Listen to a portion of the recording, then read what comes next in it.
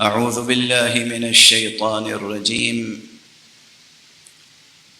بسم الله الرحمن الرحيم.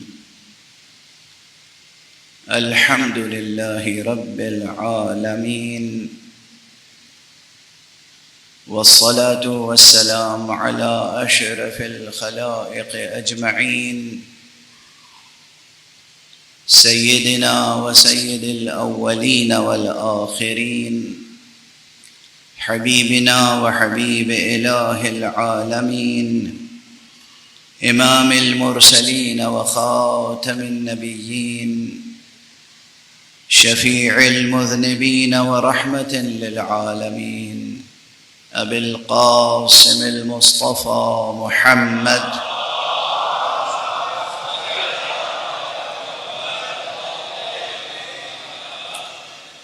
وعلى أهل بيته الطيبين الطاهرين الهداة المهديين المعصومين المظلومين، واللعنة الدائمة على أعداء الحق والدين. أما بعد، فقد قال الله تعالى عز اسمه في محكم كتابه ومتقن خطابه: بسم الله الرحمن الرحيم.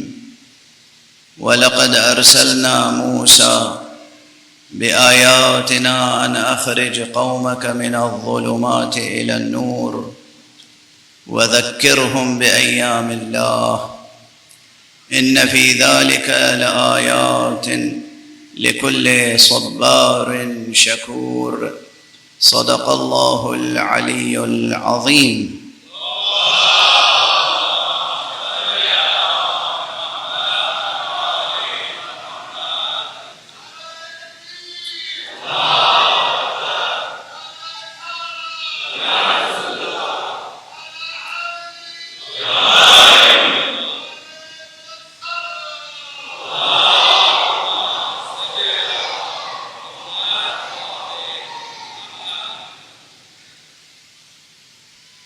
برادران اسلامی، عزیزان ایمانی اور مسلمانان حسینی،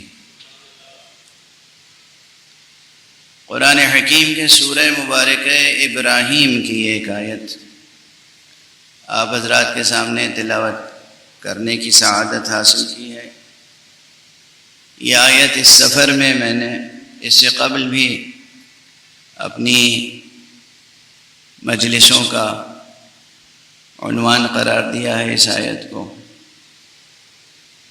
لیکن میری ایک کیفیت یہ ہوتی ہے کہ جب کسی ایک آیت کو سرنامہ کلام قرار دیتا ہوں اور اس پہ ایک مجلس پڑھتا ہوں تو پھر طبیعت سیر نہیں ہوتی۔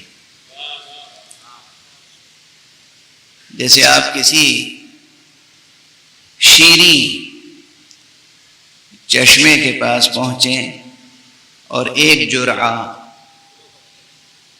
اس میں سے آپ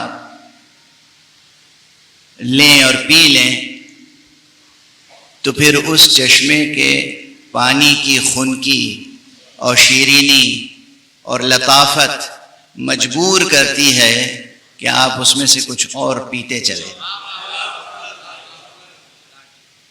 تو خدا کی قسم، قرآن مجید کی آیتوں کی یہی کیفیت ہوتی ہے۔ اور حضرت امام زین العابدین علیہ السلام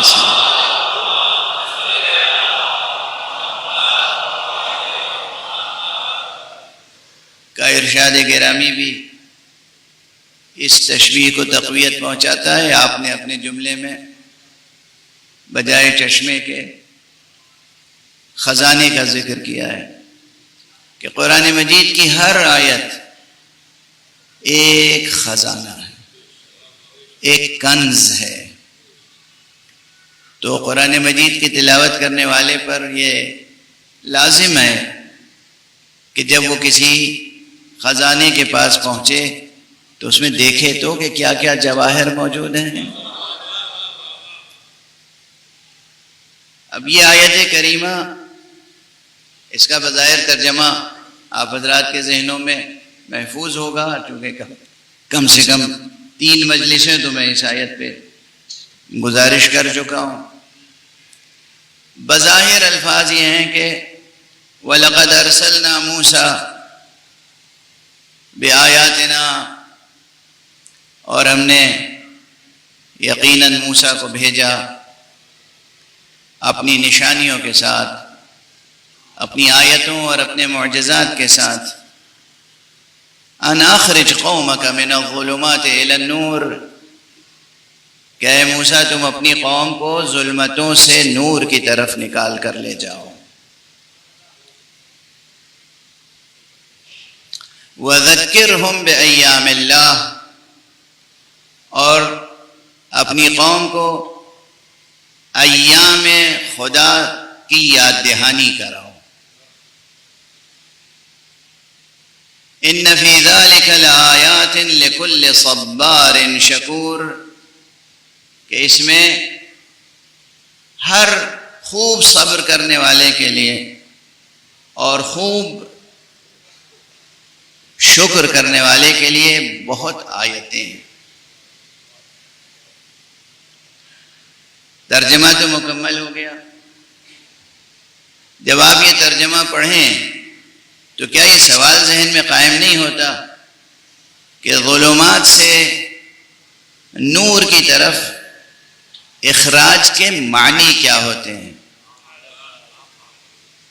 دیکھیے یہ عادت ڈالیے نا کہ جب ترجمہ بھی پڑھیں قرآن کا تو یہ ٹھہر کے غور تو کرنے کی ضرورت ہے کہ یہ ظلمات کون سے ظلمات ہیں، اور یہ نور کون سا نور ہے، اور ظلمتوں سے نور کی طرف اخراج یہ ایک پروسیس ہے، یہ کیسا پروسیس ہے؟ غور فرما رہے ہیں؟ ایک عمل ہے ظلمت سے نور کی طرف نکلنا اور نکالنا، یہ وظیفہ انبیاء ہے، یہ وظیفہ اولیاء ہے، یہ وظیفہ ائمہ ہے، اور یہ خود حق سبحانہ و تعالی نے اپنا وظیفہ بھی گویا بیان کیا ہے۔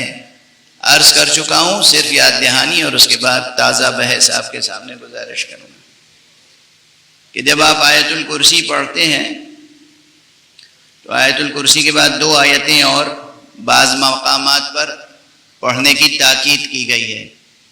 آیت الکرسی تو وہی العلی العظیم تک ہے۔ اگر کسی حدیث میں، کسی روایت میں، کسی عمل میں یہ لکھا ہو کہ یہاں آیت الکرسی پڑھیں تو وہ العلی العظیم تک ہے، بس ختم ہو جاتی ہے۔ لیکن بعض عمل ایسے ہیں، بعض وظائف ایسے ہیں جہاں معصومین نے تاکید کی ہے کہ اس عمل میں تم آیت الکرسی کو ہم فیہا خالدون تک پڑھو، تو جہاں یہ تاکید ہے وہاں اس پر عمل کرنا ہے۔ جہاں تاکید نہیں ہے، صرف یہ ہے کہ آیت الکرسی پڑھو، تو العلی العظیم تک آیت الکرسی مکمل ہو جاتی ہے۔ اس میں کوئی مسلکی فرق نہیں ہے نا؟ بہت سے حضرات ہر چھوٹی بڑی چیز میں فرقہ واریت پیدا کر لیتے ہیں۔ ان کی آیت الکرسی چھوٹی ہے، ہماری آیت الکرسی بڑی ہے۔ نہیں، ایسا کچھ نہیں ہے، آیت الکرسی ہے۔ یعنی اتنے اختلافات ہم لوگوں نے بڑھا لیے ہیں جو حقیقتاً وجود نہیں رکھتے ہیں۔ آیت الکرسی ہے۔ اللہ لا الہ الا هو الحی القیوم سے لے کر العلی العظیم تک آیت الکرسی مکمل ہو گئی۔ اب کسی بھی عبارت میں، کسی بھی حدیث میں، کسی بھی روایت میں، کسی بھی عمل میں، اعمال میں سے اگر لکھا ہے کہ تم یہاں پر آیت الکرسی پڑھو، یا 70 بار آیت الکرسی پڑھو، یا 7 بار آیت الکرسی پڑھو، تو آیت الکرسی علی العظیم تک ہے، وہی پڑھنا ہے آپ کو۔ یہ ضمناً ذکر آ گیا تو کہہ دیا میں نے۔ اگر کہیں یہ لکھا ہے روایت میں کہ یہاں تم ہم فیہا خالدون تک پڑھو، تو وہ ایک خاص حکم ہے، اس عمل میں ہم فیہا خالدون تک پڑھنا ہے۔ واضح ہو گئی بات؟ انشاءاللہ یاد رہے گی یہ بات۔ اب اس کے بعد جو 2 آیتیں پڑھتے ہیں وہ اپنی جگہ ان کی تاثیر ہے، اس میں جو آخری آیت ہے مجھے تو اکثر اسی پر وجد کی کیفیت طاری ہوتی ہے کہ اللہ وعدہ کر رہا ہے، اعلان کر رہا ہے، اللہ ولی الذین آمنوا، اللہ ہے ولی ان کا جو ایمان لانے والے ہیں، اور اللہ ان کو ظلمتوں سے نور کی طرف لے جانا ہے۔ غور فرما رہے ہیں؟ اللہ بھی ظلمتوں سے نور کی طرف لے جاتا ہے اور اپنے انبیاء کو حکم دیتا ہے کہ ظلمتوں سے نور کی طرف لے جاؤ۔ اب یہ ظلمتوں سے نور کی طرف لے جانے کا عمل کیا ہے؟ سوال اہم ہے، اس سوال پہ گفتگو کی جائے۔ ظلمتوں سے نور کی طرف لے جانے میں پہلا جز ہے ظلمت، اور وہ بھی ظلمت کی جمع ظلمتوں، ظلمات۔ یہ ظلمات کیا کیا ہیں؟ جب جمع خود استعمال ہو رہا ہے تو اس کے معنی ہے کہ بہت سی ہیں، اور جہاں بہت سی ہوتی ہیں چیزیں وہاں پھر قسمیں بھی ہوتی ہیں، ناگزیر ہو جاتی ہیں قسمیں، یعنی بہت سی ظلمتیں ہیں اور بہت سی قسموں کی ظلمتیں ہیں، اور ان تمام ظلمتوں سے نکل کے نور تک جانا ہے۔ تمام کے تمام ظلمات سے نکل کر نور کی طرف جانا ہے، اسے کہتے ہیں نجات، اسے کہتے ہیں سرفرازی، اسے کہتے ہیں فوز عظیم۔ یہ جو آپ زیارت بھی پڑھتے ہیں تو تمنا کیا ہوتی ہے؟ یا لیتنی کنتو معکم، یا لا لیتنا کننا معکم فنفوز فوزا عظیما، کاش ہم سب ہوتے آپ کے ساتھ تو ہم فوز عظیم پر فائز ہوتے۔ یہ فوز عظیم کیا ہے؟ یہ فوز عظیم وہ مرتبہ اور وہ مقام ہے کہ جہاں تمام کے تمام ظلمات کو شکست دے کر خالص عالم نور میں جا کر قرار پاتا ہے مومن۔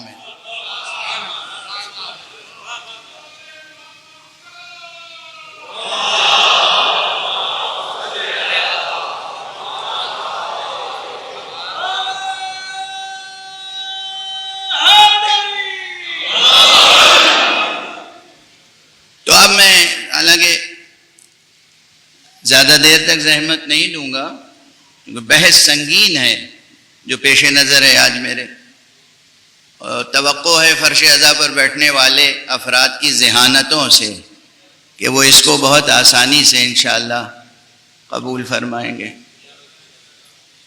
ظلمات میں کچھ تو بہت آسانی سے آپ کے ذہن میں آ جانے چاہیے، محرمات و مکروہات۔ انسانی زندگی میں جو محرمات و مکروہات ہیں یہ سب ظلمات ہیں، گناہ ظلمات ہیں، خدا کی نافرمانی ظلمات میں شامل ہے۔ اچھا، کبھی یہ ہوتا ہے کہ اللہ سبحانہ و تعالیٰ کا کوئی حکم ہے اور معلوم ہے کہ واجب ہے، اسے ترک کیا تو ظلمت ہے، واجب نہیں ہے، آپ سمجھ لیں کہ یہ کام مستحب ہے۔ مستحب یعنی واجب تو نہیں ہے، مستحب ہے، اسے ترک کر دیا، ظلمت یہاں بھی ہے۔ کیوں؟ مستحب کے معنی کیا ہے؟ یہ لفظ مستحب کہاں سے نکلا ہے؟ روٹ ورڈ کیا ہے اس کا؟ صاد سے تھوڑی ہے مستحب، سین سے ہے مستحب۔ یہ مستحب حب سے نکلا ہے، حب، ہے بے بے، یہ 3 حرف کا جو روٹ ورڈ ہے عربی میں حب، اس سے نکلا ہے مستحب۔ مستحب یعنی وہ عمل یا وہ چیز جو کسی کو محبوب ہو، جو پسندیدہ ہو، جس سے محبت ہو، وہ عمل جس سے اللہ کو محبت ہو، اگرچہ اس نے واجب نہ قرار دیا ہو پھر بھی یہ جانتے ہوئے کہ اسے پسند ہے چھوڑ دینا کون سی عاشقانہ شان ہے؟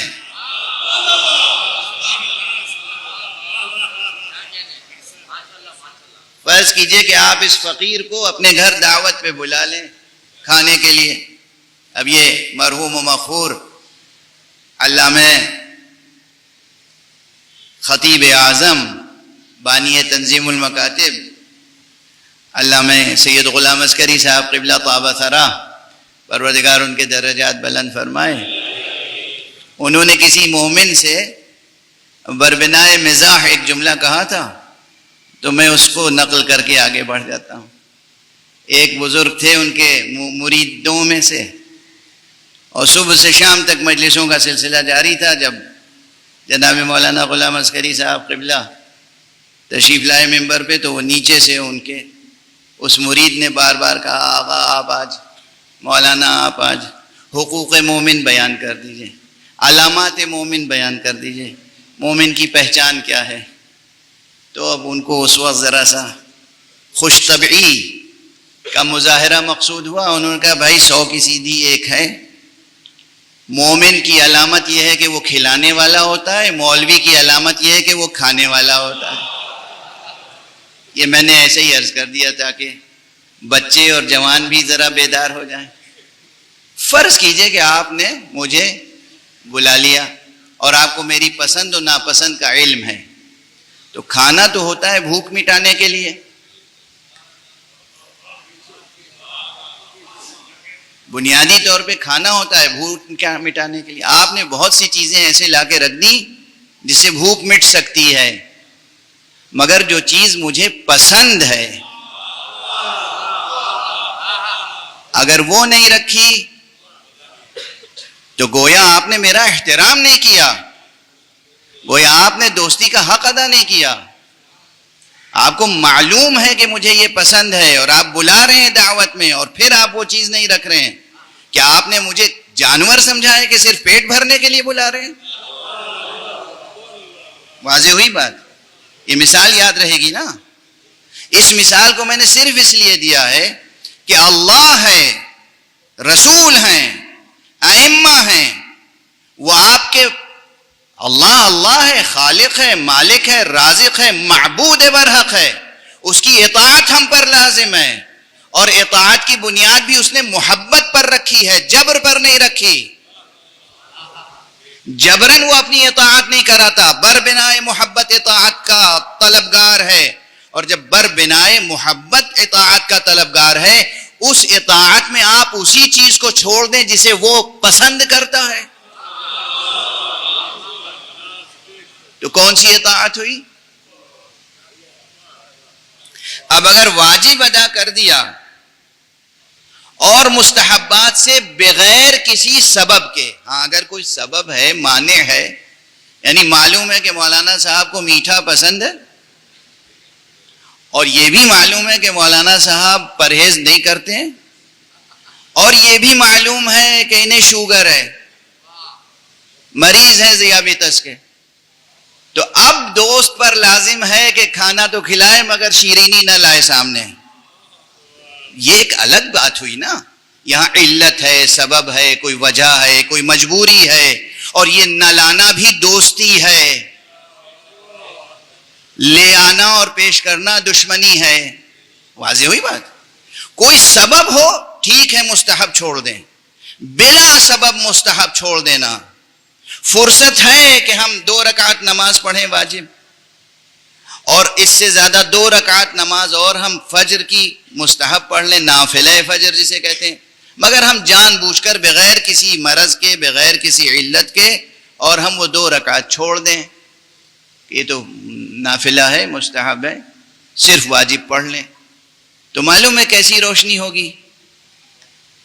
جب صبح کو سورج نہیں نکلتا یا شام کو سورج ڈوبنے لگتا ہے، اس وقت جیسے اندھیرے اجالے کی ملی ہوئی کیفیت ہوتی ہے نا،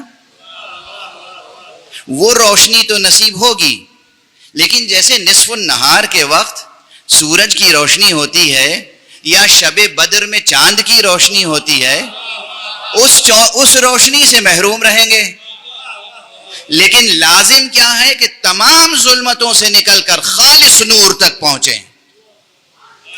اس کے معنی ہے کہ واجبات بھی ادا کرنے اور حتی الامکان مستحبات بھی ادا کرنے ہیں. دوسری طرف محرمات ظاہر ہے کہ ظلمات ہیں، گناہ عصیان ظلمات ہیں. اور اسی کے ساتھ ساتھ یہ کہ مکروہات، اب یہی سمجھا جاتا ہے کہ بھئی حرام تو ٹھیک ہے لیکن مکروہ کوئی حرج نہیں ہے، کل مکروہ جائز، ہر مکروہ جائز ہے. ایسا نہیں ہے، ٹیکنیکلی جائز ہے مگر اس میں تاریکی تو ہے. مکروہ یعنی وہ چیز جس سے محبوب کو کراہت ہو، مکروہ یعنی جس سے کراہت ہو. اللہ کو، رسول کو، امام کو، آپ کے ولی برحق کو جس چیز سے کراہت ہے آپ کثرت سے انجام دے رہے ہیں. یہ کون سا انداز ولا ہے؟ یہ کون سا کی عاشقانہ ادا ہے؟ واضح ہے. محرمات قطعا نہ ہو، مکروہات جب تک ایسے اسباب نہ پیدا ہو جائیں کہ وہ مکروہ مستحب بن جائے، آپ مکروہ پہ عمل نہ کریں.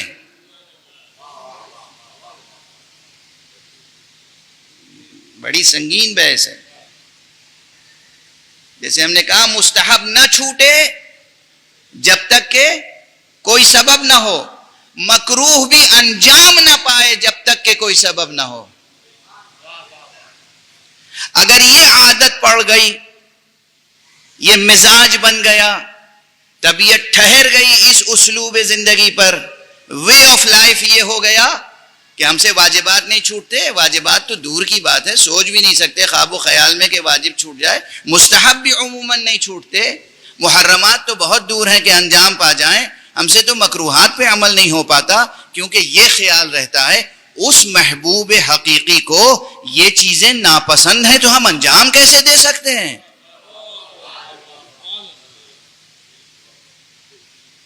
تو اب آپ کو اندازہ ہوا کہ کس طریقے سے زندگی میں ظلمات سے نکل کے نور کی طرف جانا ہے.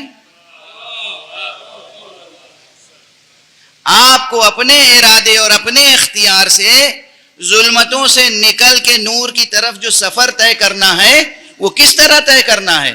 اس کا ایک ظاہری، شرعی، واضح، جسے کہتے ہیں شریعت، طریقت، حقیقت، یہ تین لفظیں سنی ہوں گی آپ نے. شریعت کیا ہے؟ یہ تینوں ایک دوسرے سے جدا نہیں ہیں. نہ شریعت طریقت سے جدا ہے، نہ طریقت حقیقت سے جدا ہے. پہلی منزل شریعت.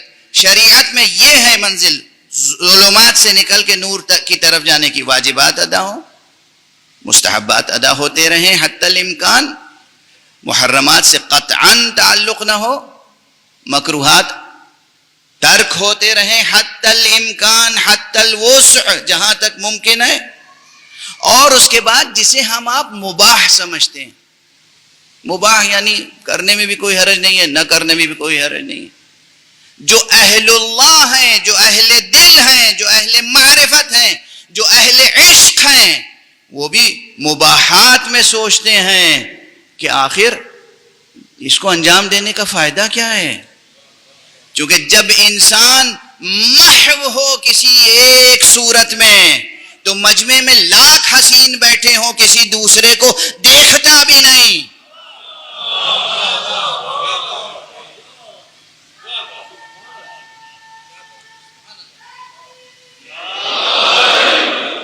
واضح ہے.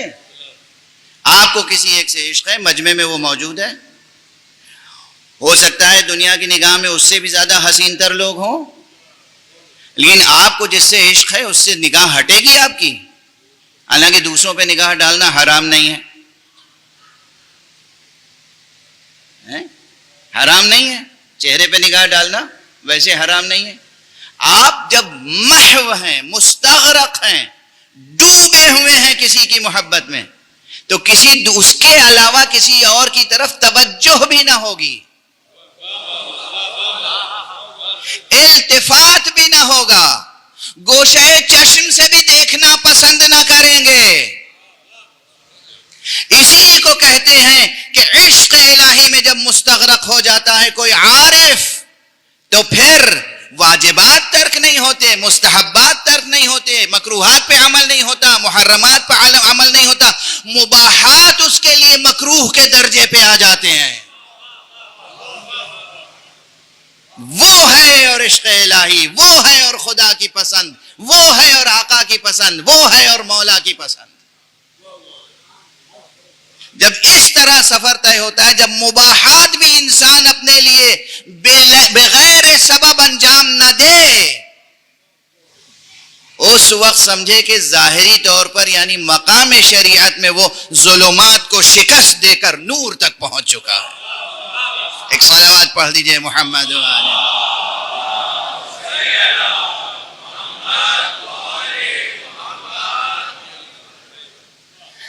یہ وہ طریقہ ہے سفر کا کہ کس طریقے سے ہم ظلمتوں سے نکلیں اور نور تک پہنچیں. اور یہ تربیت گہوارے سے ہونی چاہیے، یہ تربیت آغوش مادر سے ہونی چاہیے، اور یہ تربیت مسلسل جاری رہنی چاہیے.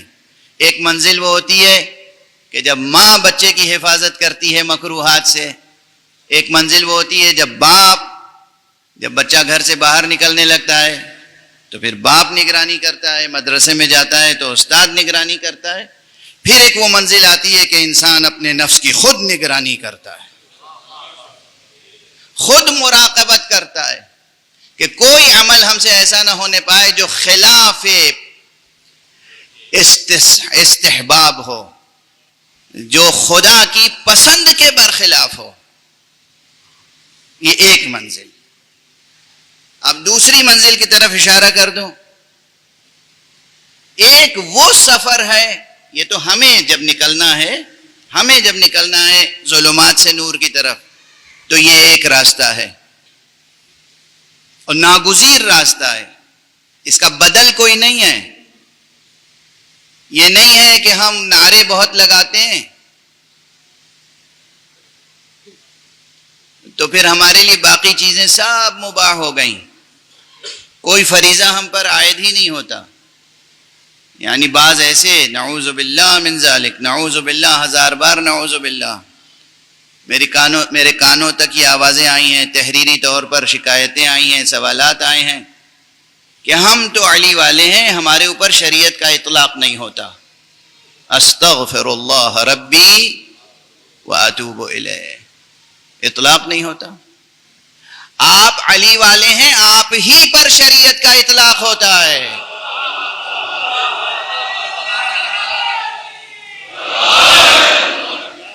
جو علی والے نہیں ہیں ان پر شریعت کا کیا اطلاق ہوگا؟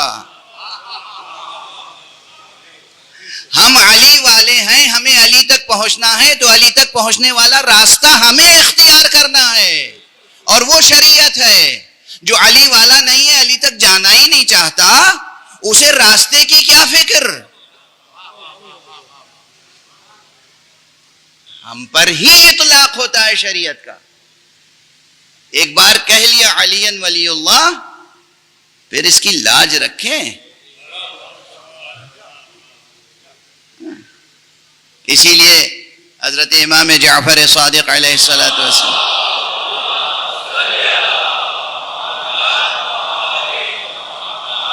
نے ارشاد فرمایا ہے کہ کونوا لنا زینا ولا تکونوا علینا شینا. دیکھو تم ہمارے لیے سبب زینت اور سبب فخر بنو، ہمارے دامن پر داغ نہ بنو کہ دنیا والے کہیں کہ دیکھیں یہ ہیں ان کے. یہ امام کی فریاد ہے.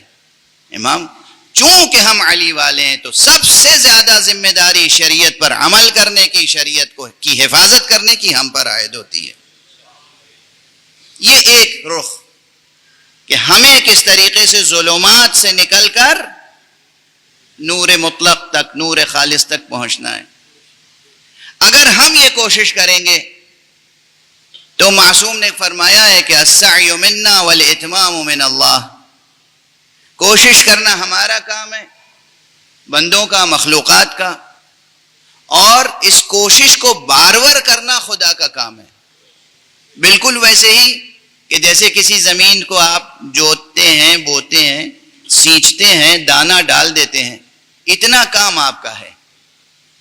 باقی اب اس دانے کو بارور کرنا یہ کسی کسان کے اختیار میں نہیں ہے. کسی زارع کے اختیار میں نہیں ہے، کسی باغبان کے اختیار میں نہیں ہے. اب دانا ڈال دینا، بیج بو دینا، پودا لگا دینا، بس یہیں تک ہے. یہ واقعاً پروان چڑھے گا اور بارور ہوگا، یہ اختیار حق سبحانہ و تعالی نے اپنے ہاتھ میں رکھا ہے. اسی طرح عمل کرنا ہمارا کام ہے اخلاص نیت کے ساتھ، اور اس عمل کے تخم عمل کو بارور کرنا اس کے اختیار میں ہے. بارور ہونے کی شرط ایک ہی ہے اور وہ ہے اخلاص. ممکن نہیں ہے کہ کوئی عمل اخلاص کے ساتھ انجام دیا جائے اور بارور نہ ہو، ممکن نہیں ہے. جب بھی کہیں عمل میں رکاوٹ آئے تو دیکھنا چاہیے ہماری نیت میں کہیں کھوٹ تو نہیں تھی، کیونکہ یہ بھی ارشاد مصطفیٰ صلی اللہ علیہ وآلہ وسلم.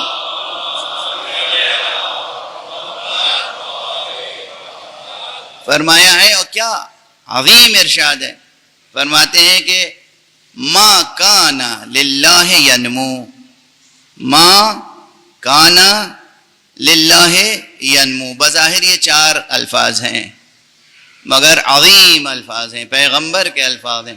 فرمایا جو شے بھی اللہ کے لیے ہوگی وہ نشو و نما پائے گی. جو تخم بھی، جو پودا بھی اللہ کے لیے لگایا جائے گا، کوئی باد سموم اس کو یہ نہیں کر سکتی کہ وہ پودا مرجھا جائے یا مر جائے وہ بیج. ما کان للہ ینمو، جو بھی اللہ کے لیے ہوگا نشو و نما پائے گا. تو یہ اس جہت سے ہماری نیت، ہمارا عمل، واجبات کی پابندی، مستحبات کی ادائیگی حتی الامکان، محرمات کو ترک کرنا مطلقاً، مکروہات سے حتی الامکان اجتناب، مباحات سے بھی حتی الامکان پرہیز. یہ ظاہری سفر ہے جو ہمیں ظلمات سے نور کی طرف لے جانے والا ہے. اور وہ کس طرح کرتا ہے ظلمتوں سے نور کی طرف لے جانے کا اہتمام؟ اس کے ہاتھ میں تکوین ہے، ہمارے ہاتھ میں تکوین ہے ہی نہیں.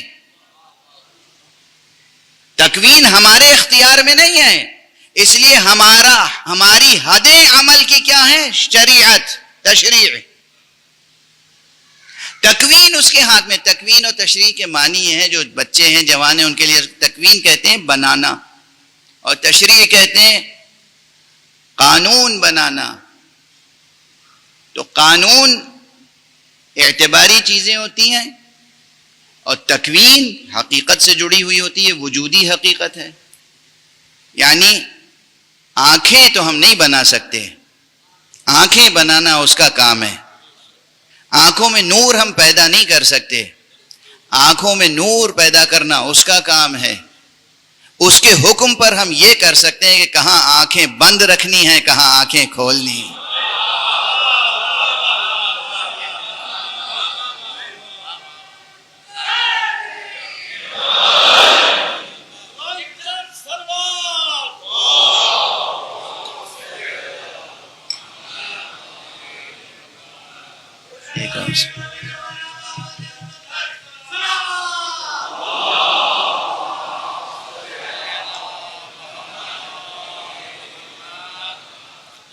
بالکل یہی کیفیت ہے کہ آپ حج پہ تشریف لے جائیں، آپ مدینۃ النبی صلی اللہ علیہ وآلہ وسلم تشریف لے جائیں،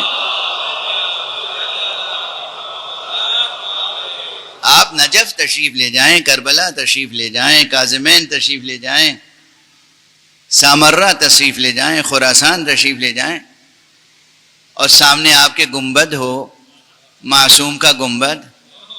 جی چاہتا ہے آنکھیں کھلی ہی رہیں، جھپکنے نہ پائیں، سارا نور جذب کر لیں ہم اپنی نگاہوں. اور اوپر سے نگاہ نیچے آئی، اب سامنے کوئی گزر رہا ہے نامحرم، وہاں آنکھیں بند کرنا لازم ہے.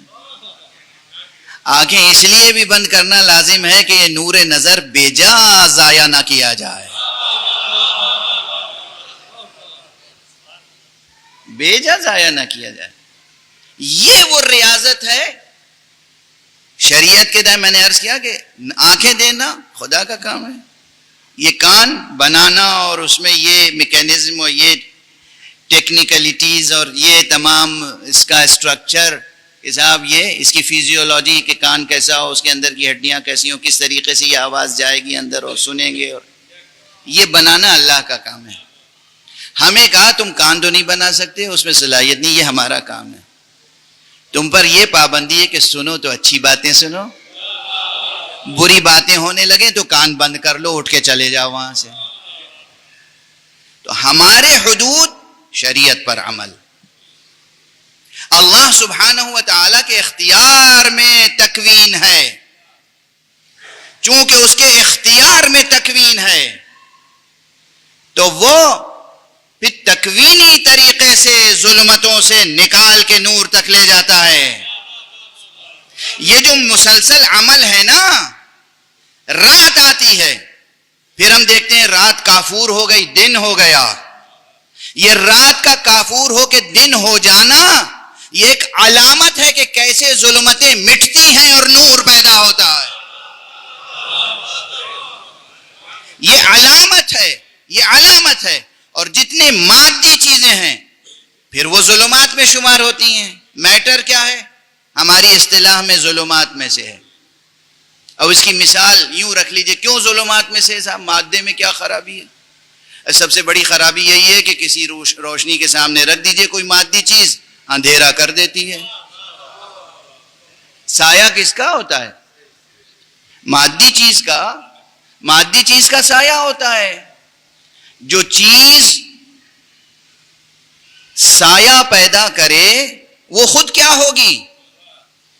تو مادے کو ظلمات شمار کرنا دیوانگی نہیں ہے، عین آگہی ہے. مادی دنیا سب کی سب ظلمات ہے. ہمارا جسم ظلمات ہے، یہ زمین ظلمات ہے، یہ فضائیں سب ظلمات. کس طریقے سے اس ظلمات سے نکال کے نور خالص تک لے جاتا ہے پروردگار؟ این سوال اہم. ایک صلوات پڑھ دیجئے محمد و آل محمد.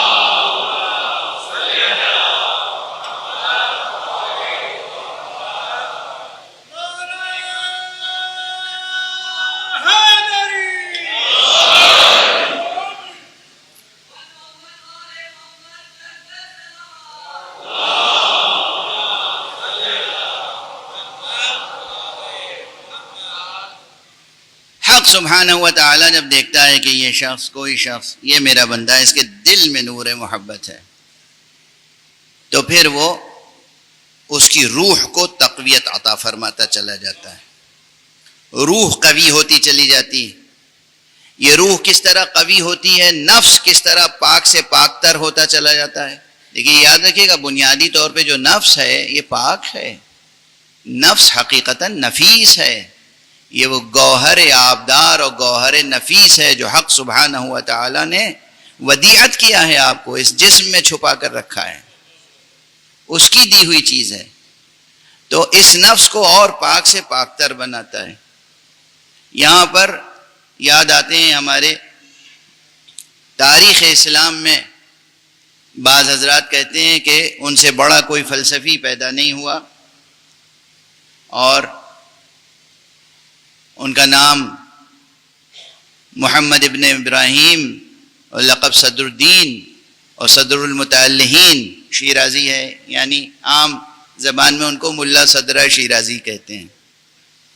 بہت بڑے فلسفی تھے، ریاضی داں تھے، اور اپنے زمانے کے تمام شعبہ علوم پر احاطہ رکھنے والی شخصیت تھی ان کی. یعنی یہ شخصیتیں ہوتی ہیں قاموسی، قاموس یعنی انسائکلوپیڈیا. تو یہ شخصیتیں جو تھیں کسی بھی شعبہ علم میں جائیے تو آپ دیکھیں گے کہ وہ ذروۂ کمال پر فائز ہیں. یعنی قلعے کو بالکل پہاڑ کی چوٹی پر نظر آئیں گے وہ. تو وہ سائنسداں بھی تھے گویا اپنے وقت کے، ریاضی داں تھے، چاہے وہ ایسٹرونومی ہو، فلکیات ہو، یا میتھمیٹکس ہو، جیومیٹری ہو، ٹریگنومیٹری ہو. یہ تمام علوم ان کے لیے پانی سے بھی زیادہ حل شدہ تھے. لیکن انہوں نے فلسفے میں ایک خاص نظریہ پیش کیا، اور وہ ہے نظریہ حرکت جوہریہ۔ یہ حرکت جوہریہ کیا ہے؟ یہ حرکت جوہریہ، آپ ظاہر ہے کہ ٹیکنیکل بحثیں جو ہیں اس کو تو میں یہاں ذکر نہیں کر سکتا، نہ دامن وقت میں گنجائش ہے، اور نہ میں یہ سمجھتا ہوں کہ تمام سامعین کا ذہن اس کے لیے آمادہ ہے۔ تو میں اس کو اس طرح عرض کروں کہ ہر شخص یاد رکھ لے، اس کسی حد تک اس مفہوم سے قریب ہو جائے ذہن۔ حرکت جوہریہ کیا ہے؟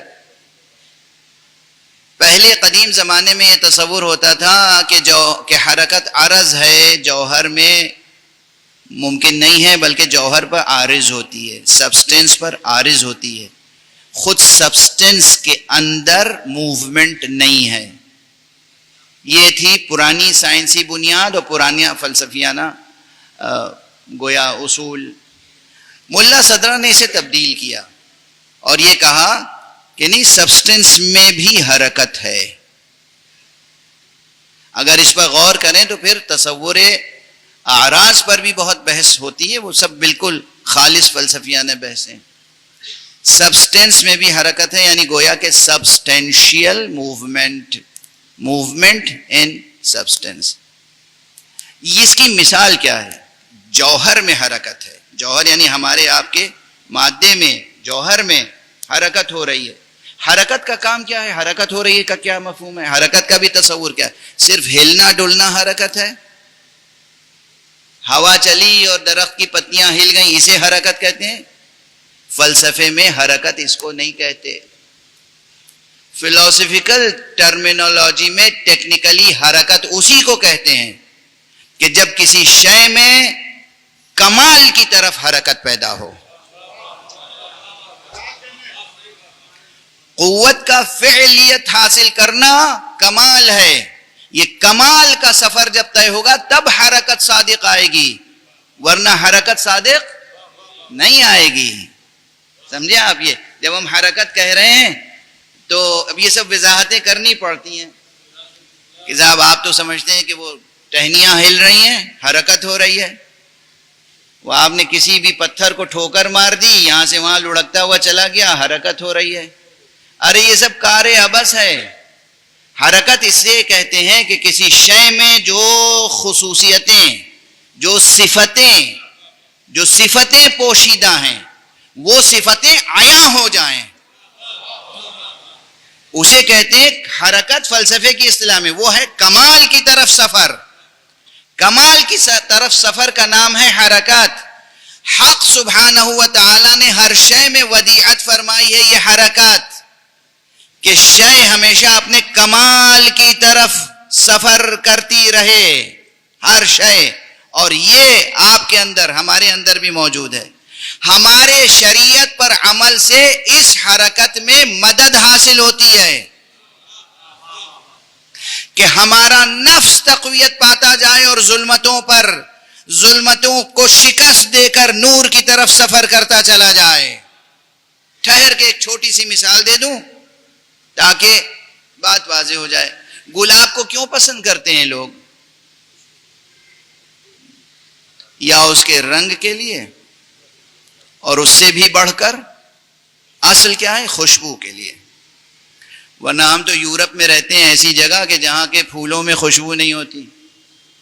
یہ کہاں آپ بھی تو وہیں رہتے ہیں، آپ بتائیے، وہاں ترس جاتے ہیں گلاب کی خوشبو کے لیے۔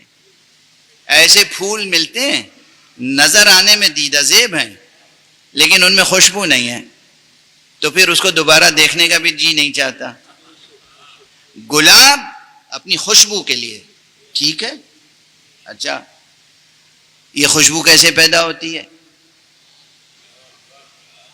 کون اس میں خوشبو ڈالتا ہے؟ گلاب کی قلم لگاتے ہیں آپ، اتنی سی قلم لگا دیتے ہیں۔ جو لوگ باغبانی کا ذوق رکھتے ہیں، اور خاص طور سے یہ ہمارے بانی مجلس اعزا آج یہ طاہر صاحب ماشاءاللہ کیا باغبانی کا ذوق رکھتے ہیں۔ آپ ادھر تشریف لیں سامنے۔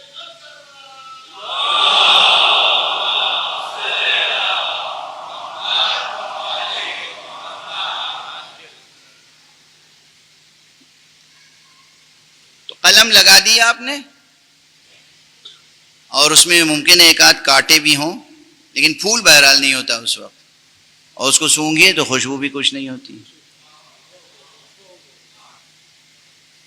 اب عام بالکل دیہاتی زبان میں کہوں کہ اس کے ڈنٹھل میں کوئی خوشبو نہیں ہوتی. اور اب اگر اہتمام سے لگایا ہے، شریعت پہ عمل کیا، یعنی اس کی شریعت، قلم لگانے کی تمیز ہے اور تہذیب ہے، قلم لگانے کا سلیقہ معلوم ہے، قلم لگانے کا موسم معلوم ہے، قلم لگا کے اس کو پروان چڑھانے کا سب جتن کیا ہے، تو پھر قدرت کی طرف سے کیا ہوگا کہ وہ نشو و نما پائے گا، پورا پودا بنے گا. اب وہ قلم نہیں ہے، اب وہ گلبن بن جائے گا. گلبن کسے کہتے ہیں؟ گلاب کے پودے کو گلبن کہتے ہیں، ٹھیک ہے نا. تو اب گلبن بن جائے گا، اس میں اب کلیاں آئیں گی. کلی کو سونگھیے، خوشبو ہے؟ نہیں ہے. ایک وقت آئے گا جب وہ کلی کھلے گی، پھول مکمل ہوگا، اب اس کی خوشبو بکھرے گی. یہ جو خوشبو آئی، یہ کہاں سے آئی؟ کون سی حرکت پیدا ہوئی اس میں؟ یہ کیا پودا ٹہلتا رہا باغ میں؟ یہ قلم جو ہے، یہ پودا پہلے سے جو موجود گلاب کے پودے تھے، ایک ایک کے پاس جا کے کیا معانقہ مصافحہ کرتا رہا؟ کہ کبھی اس پودے کے پاس گیا کہ بھئی یہ بالغ ہے گلاب کا پودا، اس کے پاس جائیں تو تھوڑی اس کی خوشبو لے لیں، وہ بہت پرانا گلاب کا پودا ہے، اس کے پاس جائیں خوشبو لے لیں. چندے کی خوشبو ہے؟ مانگے کا اجالا ہے؟ نہ چندے کی خوشبو ہے نہ مانگے کا اجالا. خود اس کے اندر وہ اپنی جگہ موجود ہے، اس کے اندر جب وہ مکمل ہوا تو خوشبو پیدا ہوئی. یہ خوشبو پیدا ہوئی ہے حرکت جوہریہ کی بنا پر. اس خوشبو کا کمال اس میں چھپا ہوا تھا. ایک سفر طے کیا ہے پودے نے، ایک حرکت ہے اس میں جس کے نتیجے میں یہ خوشبو عیاں ہوئی. لیکن ابھی یہ خوشبو نور تو ہے مگر ظلمت کے ساتھ، چونکہ گلاب کے پھول میں ہے. اگر 2 دن 3 دن 4 دن 1 ہفتے کے بعد یہ گلاب کا پھول مرجھا جائے گا، یہ پتیاں خاک پر گریں گی اور پھر اس میں وہ خوشبو باقی نہیں رہے گی. تو خوشبو ہے مگر جب تک مادی پیکر سے وابستہ رہنے پر مجبور ہے. یہ خوشبو اپنی جگہ نور ہے، مگر چونکہ ظلمات کا دامن بھی ساتھ ساتھ ہے جڑا ہوا، اس لیے یہ خطرے میں ہے. اب اگر کوئی واقعاً ہنرمند ہے تو اس خوشبو کو ہمیشہ کے لیے محفوظ کر سکتا ہے. دیکھیے 2 الفاظ استعمال کر رہا ہوں، ایک ہے ایکسٹریکشن اور ایک ہے ایبسٹریکشن، ایبسٹریکٹ کرنا کسی چیز کو. ایکسٹریکشن، آپ جو لوگ ہنر جانتے ہیں، extraction of essence of rose, یہ جو گلاب کے پودے سے گلاب سے اس کی خوشبو کو، اس کے جوہر کو نکال کر اس طرح محفوظ کر لیتے ہیں کہ اب نہ وہ پودا ہے، نہ اس کی جڑیں ہیں، نہ کانٹے ہیں، نہ کلی ہے، نہ پھول ہے، نہ پھول کی پتی کا ایک ریزہ ہے، مگر اس کی خوشبو جوں کی توں محفوظ. یعنی وہ ظلمتیں سب کی سب ختم ہو گئیں اور اس کا نور خالص موجود ہے اپنی جگہ پر. یہی کیفیت آپ کی ہے کہ آپ کے اندر بہت سی قوتیں ہیں، بہت سی صفتیں ہیں، بہت سے ایٹریبیوٹس ہیں، بہت سے کیریکٹرسٹکس ہیں، بہت سی چیزیں ہیں جو آپ کے اندر چھپی ہوئی ہیں. جب ماں کی گود میں بچہ آتا ہے رحم مادر سے تو بولتا ہے وہ، لیکن بولنے کی صفت اس میں چھپی ہوئی ہے. سنتا ہے وہ،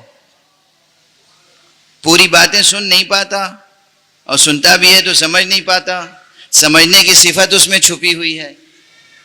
اور اسی طرح نہ جانے کتنی صفتیں اس میں چھپی ہوئی ہیں. اب یہ جیسے جیسے بڑھے گا وہ اس کے اندر حرکت جوہریہ ہے, اس کے جوہر میں حرکت ہے, ایک ایک صفت اس کی قوت سے فعلیت میں بدلتی چلی جائے گی. پہلے وہ صفت چھپی ہوئی تھی, پھر وہ نمایاں ہوتی چلی جائے گی. یہ جو صورتحال ہے آپ کے سامنے, اسی طرح اور بہت سی صفتیں ہیں. سننے کی صفت ایک ظاہری صفت ہے, بولنے کی صفت ایک ظاہری صفت ہے. آنکھوں سے دیکھتا ہے, بچہ دیکھتا ہے مگر پہچانتا ہے فوراً. شیرخوار بچے باپ کو بھی نہیں پہچانتے. کس غرور میں ہیں آپ؟ نہیں پہچانتے. ارے مہینے بھر کا بچہ, 2 مہینے کا, 6 مہینے کا, سال بھر کا بچہ بھی آپ روزانہ گھر میں آ جا رہے ہیں تو وہ پہچان رہا ہے. ذرا 2 مہینے کے لیے سفر پہ چلے جائیے, پلٹ کے آئیے, آپ کی صورت دیکھ کے بھاگے گا بچہ. یہ کیا ہوا؟ آپ کا بیٹا, آپ کا بچہ آپ کو پہچان نہیں رہا ہے. آنکھیں تو ہیں اس کے پاس, آنکھوں کا کام ہے پہچاننا, مگر نہیں پہچان رہا ہے. اس کے معنی یہ ہے کہ پہچاننے کی صفت اس کے اندر ہے مگر ابھی پوری طرح پروان نہیں چڑھی. یہ مثالیں یاد رہیں گی. تو بولنے کی صفت ہے اس بچے میں چھپی ہوئی, کمال کے درجے تک نہیں پہنچی. دیکھنے اور پہچاننے کی صفت ہے اس بچے میں چھپی ہوئی, کمال تک نہیں پہنچی. سننے کی اور سمجھنے کی صلاحیت ہے اس بچے میں مگر کمال تک نہیں پہنچی. اسی طرح نامانوس حقیقتوں کو مانوس بنا لینے کی صفت ہے اس بچے میں مگر ابھی کمال تک نہیں پہنچی. ابھی تو وہ بچہ ہے تو وہ مانوس حقیقتوں کو بھی نہیں سمجھ پا رہا ہے. چہ جائے کہ وہ حقیقتیں جو نامرئی ہیں, جو دکھائی دینے والی حقیقتیں, انہیں نہیں سمجھ پا رہا ہے, تو جو دکھائی نہیں دیتی ان آنکھوں سے انہیں کیا سمجھے گا؟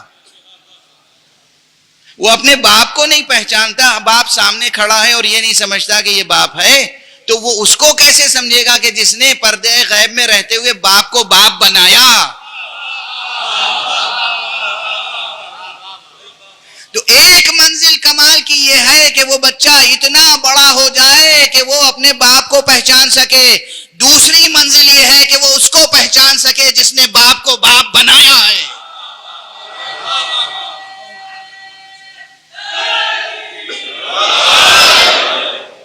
یہ جو قوت ہے یہ سب ہے ایک سفر نامتناہی. یہ ہے ایک سفر کمال. یہ ہے حرکت جوہریہ کی ایک ظاہری آسان سی مثال. جس طریقے سے ایک عطار پھولوں سے عطر کشید کر کے رکھ لیتا ہے اور وہ ہمیشہ کام آتا ہے, اسی طرح وہ خالق ذوالجلال اس دنیا میں انسان کو ایک مادی, ایک زمانی, ایک مکانی عرصہ حیات عطا کرتا ہے کہ اس عرصہ حیات میں ہماری بتائی ہوئی شریعت پہ عمل کرو, اور پھر یہ اختیار ہمارے پاس ہے کہ ہم تمہاری روح کو اس کی تمام صفتوں کے ساتھ اس درجے کمال پر محفوظ کر دیں گے جہاں مادی جسم کی ضرورت نہ ہوگی مگر تمہاری روح فعال رہے گی.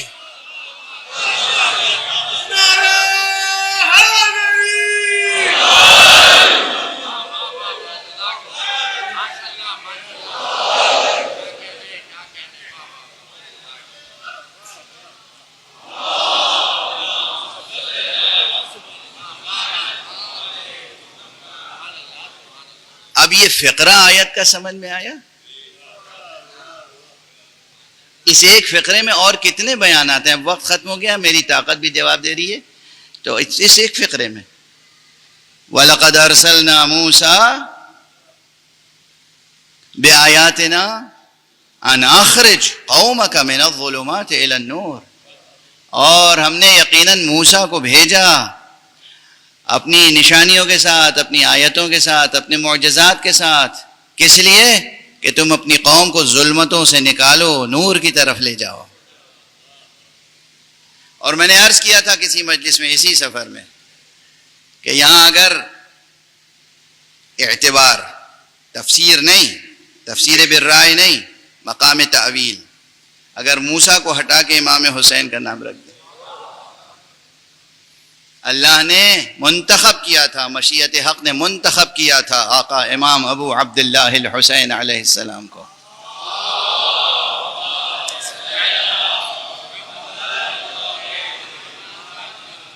کہ وہ اس قوم کو ظلمتوں سے نکال کے نور تک لے جائیں.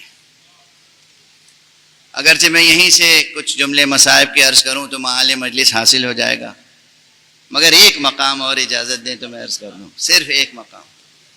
ابھی میں نے جو مثال دی وہ مثال کیا تھی کہ کچھ ایسی صفتیں ہوتی ہیں کہ جو درجہ کمال تک انسان میں آتی ہیں تو وہ اپنے سامنے کی حقیقتوں کو پہچاننے لگتا ہے.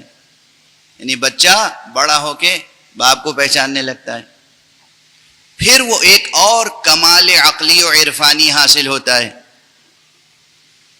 کہ وہ اس حقیقت کو پہچاننے لگتا ہے جس نے اسے باپ کی نعمت عطا کی، جس نے باپ کو باپ بنایا. واضح ہے؟ اور پھر میں نے عرض کیا کہ جتنی صفتیں ہیں ان صفتوں کو حقیقتاً تکوینی سطح پر، تکوینی تخلیقی سطح پر، وجودی سطح پر پروان چڑھانا کس کا کام ہے؟ حق سبحانہ و تعالی کا. وہ پروان چڑھاتا ہے. اور وہ پروان چڑھاتا ہے تو کس طرح پروان چڑھاتا ہے کہ گلاب کی پتیاں نہ ہوں مگر خوشبو محفوظ رہ جائے. یعنی انسان کا جسم نہ ہو مگر انسان کی روح زندہ اور فعال رہے. ایک جملہ یاد رکھیے گا آج، شاید اس سے پہلے کبھی میں نے اس طریقے سے اس حقیقت کی طرف اشارہ نہیں کیا ہے. یہ یاد رکھیے گا، یہ جو عام طور پر برزخ کے حالات لوگ بتاتے رہتے ہیں اور ڈراتے رہتے ہیں، یہ عجیب و غریب بیان ہے. میں اس وقت اس بیان پہ کوئی تبصرہ نہیں کروں گا. اگر انسان مکمل طور پر شریعت پر عمل کرے رضا حق کے لیے، اس کا جسم نہ ہو، اس کی روح جسم سے جدا ہو جائے امر الہی سے، تب بھی اس کی روح فعال رہتی ہے. جو اس کی روح چاہتی ہے وہ انجام پاتے رہتے ہیں کام. میں نے کیا عرض کیا؟ گلاب کی پتیاں نہ ہوں، خاک میں دفن ہو جائیں، لیکن اگر اس کی روح محفوظ کر لی گئی ہے، اس کا جوہر، اس کا عطر محفوظ کر لیا گیا ہے تو اس کی خوشبو باقی رہتی ہے. یہی معصوم جسموں کا ہے. معصوم بظاہر دفن ہو جاتا ہے مگر اس کا کام اللہ نے اسے دیا ہے ہدایت کرنا، تو اس کی ہدایت کا سفر جاری رہتا ہے. اگر کسی کو اللہ نے دست خدا بنایا ہے تو فزیکلی جا کے مدد کرنا شرط نہیں ہے. جسم زیر قبر ہے، علی کو پکارو، علی مدد کرتے ہیں، کیونکہ ان کے ہاتھ کی ضرورت نہیں ہے اب مدد کرنے کے لیے.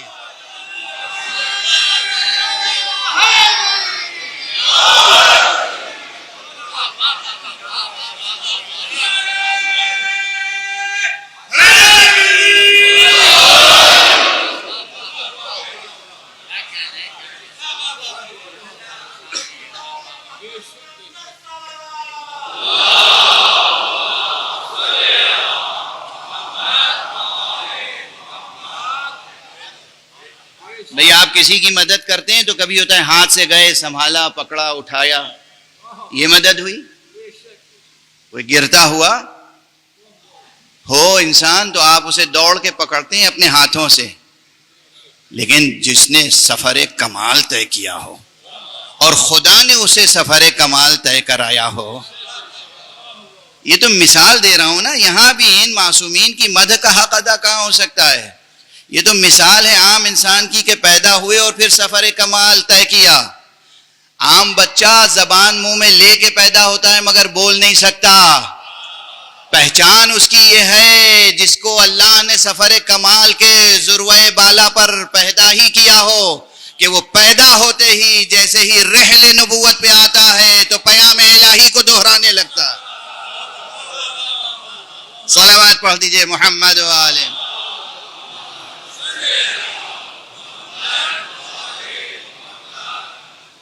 لوگوں کی سمجھ میں نہیں آتی یہ باتیں تو اس میں میرا کیا قصور ہے؟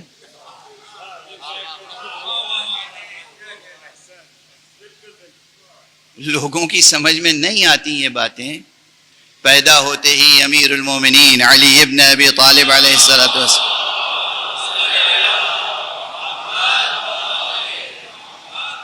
جیسے ہی دست مبارک مصطفیٰ پر تشریف لائے تو آنکھیں کھولی.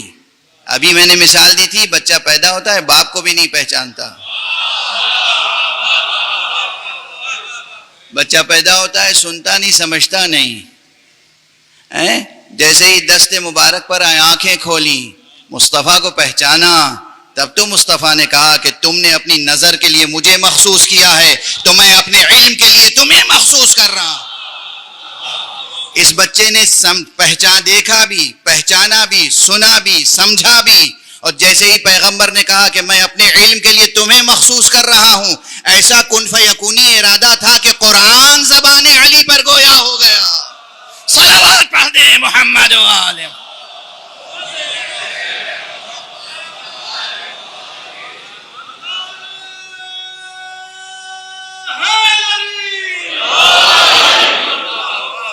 میں نے ابھی کہا تھا نا کہ مادے میں سایہ ہوتا ہے لیکن نور خالص تک جانا ہے. ہم انہیں نوری کیوں کہتے ہیں؟ ہم نوری اسی لیے کہتے ہیں جب یہ وقت ولادت ہی کمال کے اس درجے پر ہوں تو پھر سورج بھی ان کے سائے کو ڈھونڈتا رہے تو سایہ نہیں ملے گا. کہ صلوات پڑھ دیں محمد و آلہ.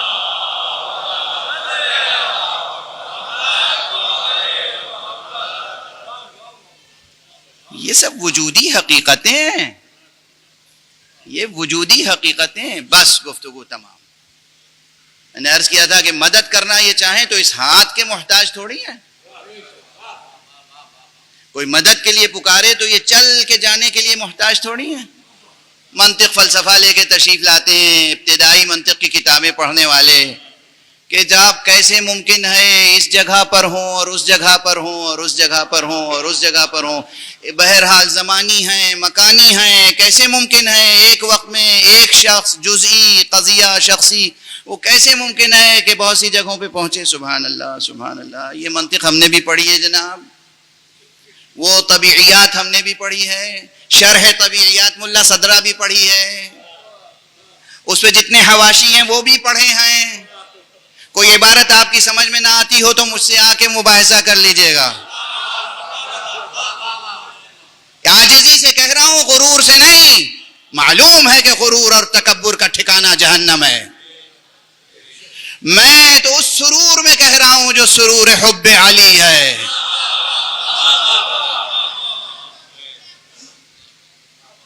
آپ مدد کے لیے پکاریں، وہ مدد کرتے ہیں. کیوں کرتے ہیں؟ اس لیے کہ اللہ نے ان کو مدد کے لیے پیدا کیا ہے.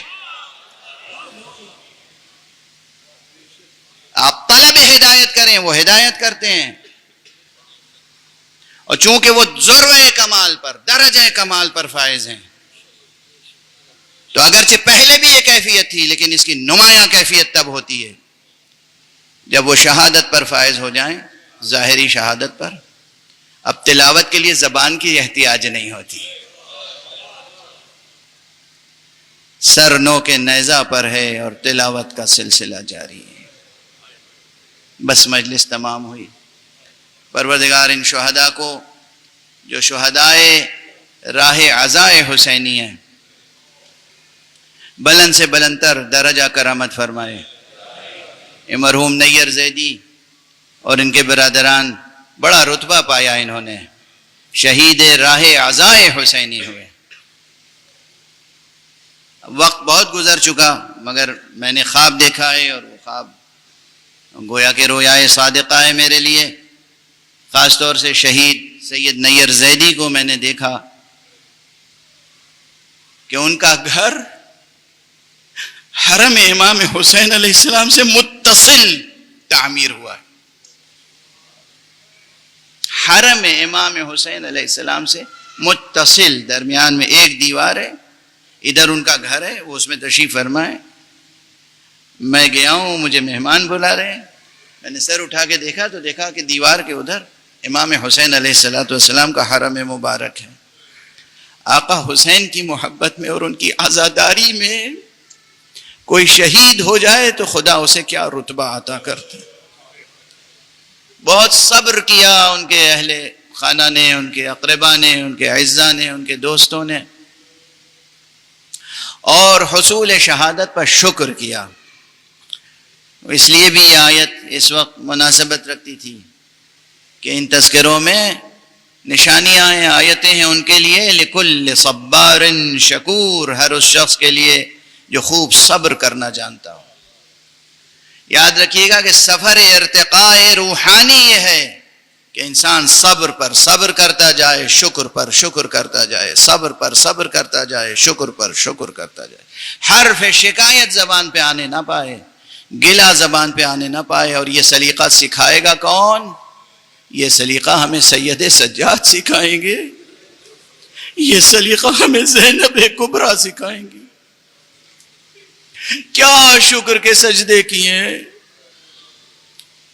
کیا صبر کی منزلیں طے کی ہیں، چاہے وہ روز عاشورہ ہو، چاہے وہ 11 محرم ہو، چاہے اس کے بعد کا پورا المناک سفر ہو، کربلا سے کوفہ اور کوفے سے شام تک کا سفر. اس میں ہر طرف ظلمات ہی ظلمات تھے، تاریکیاں ہی تاریکیاں تھیں، ظلم کی تاریکیاں، جبر کی تاریکیاں، کفر کی تاریکیاں، شرک کی تاریکیاں، فسق و فجور کی تاریکیاں.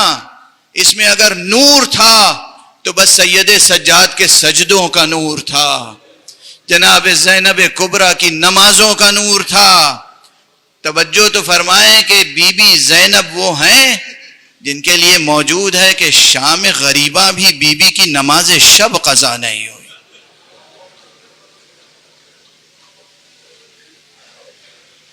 بس سید سجاد نے دیکھا تو اتنا دیکھا کہ بیٹھ کر نماز پڑھ رہی ہیں. اور یہی کیفیت جناب زینب کبریٰ کی قید خانہ شام تک رہی. قید خانہ شام میں بھی ایک مرتبہ یہ مکالمہ نقل ہوا ہے کہ جناب سید سجاد نے پوچھا ہے جناب زینب کبریٰ سے، پھوپھی اماں میں نے کبھی آپ کو بیٹھ کر نماز پڑھتے ہوئے نہیں دیکھا، کیا سبب ہے کہ آج بیٹھ کر نماز پڑھ رہی ہیں؟ بی بی نے جواب دیا کہ بیٹا کربلا سے آج تک آب و دانہ اتنی کم مقدار میں آتا ہے کہ اسیر بچوں کے لیے کافی نہیں ہوتا. میں اپنے حصے کی غذا بچوں کو کھلا دیتی ہوں، اپنے حصے کا پانی بچوں کو پلا دیتی ہوں. اب میرے اندر اتنی طاقت نہیں رہ گئی کہ کھڑے ہو کر نمازیں پڑھ سکوں. اجرکم علی اللہ، اجرکم علی اللہ.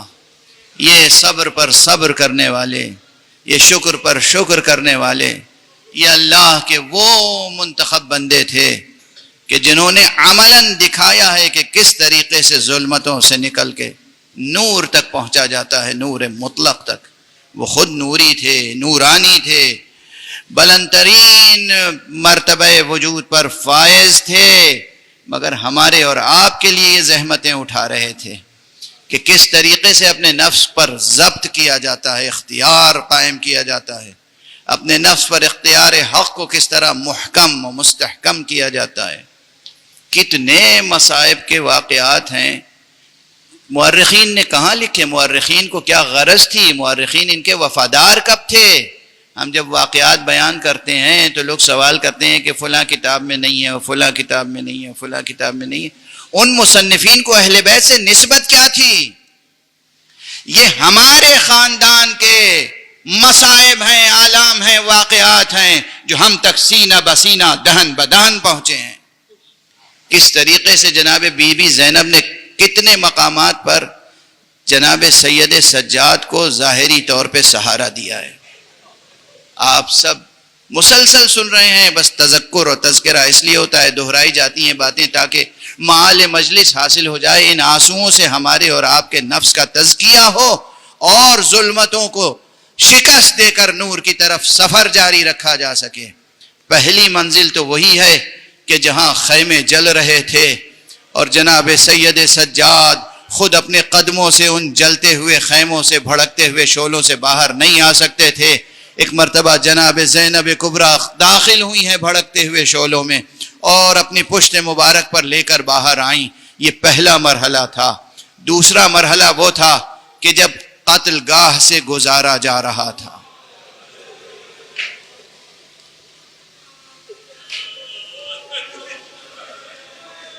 اجرکم علی اللہ. خدا کی قسم یہ وہ المناک منظر ہے، یہ وہ المناک منظر ہے کہ آپ کروڑوں بار سن چکے ہیں، مگر پھر بھی صرف ذکر ہوتا ہے اور آپ سر و سینہ پیٹ کے گریہ کرتے ہیں کہ 11 محرم کو جب اسیر ہو گیا قافلہ، اور اسیر کر کے ایک جگہ تو میں نے دیکھا کہ سب سے پہلے یہ کیا کہ تمام خواتین مخدرات عصمت و طہارت کو اسیر کر کے ناکوں پہ بٹھایا، لیکن سید سجاد کے ہاتھوں میں وہ نکیل دے دی اور انہیں مجبور کیا کہ وہ نکیل لے کر آگے بڑھیں، پیادہ پا چلیں. گویا کہ ایک جوان غیور بیٹا اپنی ماں بہنوں کو اسیر لے کے خود جا رہا.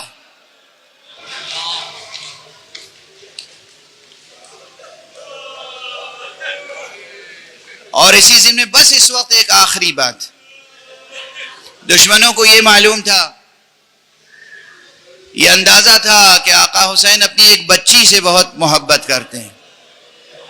ایک 4 سال کی بچی ہے جو آقا کے بابا کے سر سینے پہ سوتی ہے. چلتے چلتے آقا نے وصیت کی ہے اپنی زینب بہن سے کہ بہن اس بچی کا خیال رکھنا. یہ بچی تنہا نہیں ہے، اس کے ساتھ اس کی ماں موجود ہے. پھر بھی دشمنوں نے اس بچی کو ماں کی پھوپھی کی گود سے چھین کر تنہا اس بچی کو ایک لاغر ناقے کی پشت پر لٹا کر رسیوں سے باندھا کہ جب ناقہ چلتا تھا اور بچی کی پسلیاں دکھتی تھی، زخم پیدا ہوتا تھا، پکارتی تھی ہائے میری ماں، پھوپھی جان، مادر گرامی، بابا، آپ کے بعد بڑی مصیبتیں پڑی ہیں، میں کیسی تنہا اور بے سہارا ہو گئی ہوں.